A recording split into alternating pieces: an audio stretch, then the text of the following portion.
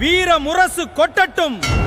அள்ளிமுத்து ராஜன் இதோ போர்க்களத்திற்கு புறப்பட்டு விட்டார். வழியை விடுங்கள். இன்னைக்கு நம்ம யாரை பற்றி பார்க்க போறோம்னா, ஆக்சுவலாக வந்துட்டு மகாபாரதத்தில் முக்கியமாக இருக்கக்கூடிய அள்ளிமுத்துராஜனை பற்றி தான் நம்ம பார்க்க போகிறோம்.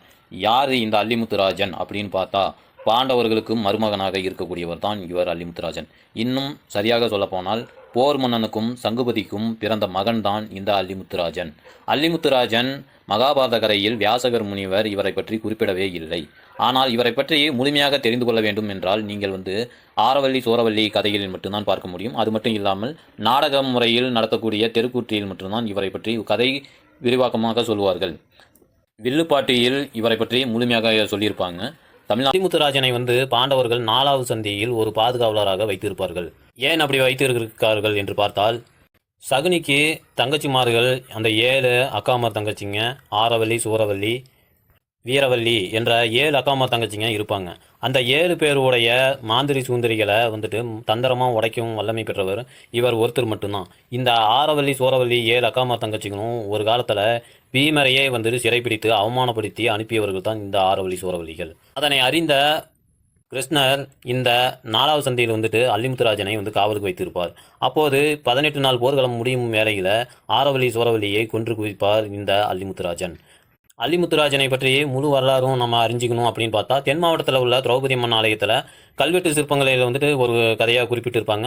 அப்படி இல்லைன்னா நாடக வடிவில் கூறப்படக்கூடிய ஆரவல்லி சூரவல்லி மந்திரத்திலையும் குறிப்பிட்டிருப்பாங்க. முக்கியமாக வில்லுப்பாட்டில் இவரோட பெயர் குறிப்பிட்டு இப்போ தென் மாவட்டத்தில் கொஞ்சம் சிறப்பாகவே நடந்து கொண்டு வருது. அதை நீங்களாம் கதையாக கேட்டிங்கன்னா உங்களுக்கே புரியும். அது மட்டும் இல்லாமல் எருமைகளின் அரசன் என்று போர் மன்னனுக்கு பெயர் எடுத்து கொடுத்தவரே இந்த அள்ளிமுத்துராஜன் தான். அள்ளிமுத்துராஜனை அவ்வளவு சீக்கிரம் எளிதாக கொன்றுவிடவே முடியாது. அப்படி என்பதால் தான் கிருஷ்ணர் இவரை 4வது சந்தியில் காவலுக்கும் வைத்திருப்பார். இவரை எந்த ஒரு சூழ்ச்சியாலுமே எந்த ஒரு நேரத்திலையும் இவரை வென்றுவிடவே முடியாது அப்படின்னு என்ற ஒரு காரணத்தினாலவே இவரை 4வது சந்தியில் காவலாக வைத்திருப்பார் கிருஷ்ணர். இவரை பற்றி இன்னும் நீங்கள் நிறைய தெரிஞ்சுக்கணுன்னா நீங்கள் கமெண்ட் செக்ஷனில் இவரை பற்றி தெரிஞ்சுக்கணும் அப்படின்னு மட்டும் பண்ணுங்கள். என்னால் முடிஞ்ச வரைக்கும் நான் அடுத்த வீடியோவில் இவரை பற்றி முழு வீடியோவும் நான் போட ட்ரை பண்ணுறேன். அது மட்டும் இல்லாமல் இவருடைய கடைசி வரலாறு மட்டும் கேட்டாலே நமக்கு கொஞ்சம் மனசு கஷ்டமாக தான் இருக்குது. அந்த அளவு இவருடைய வரலாறு இருக்கிறது. நம்ம நெக்ஸ்ட் வீடியோவில் பார்க்கலாம். நிஜமறியா சோதரரே, அறியாமல் தானே எதிரிகளாயினரே,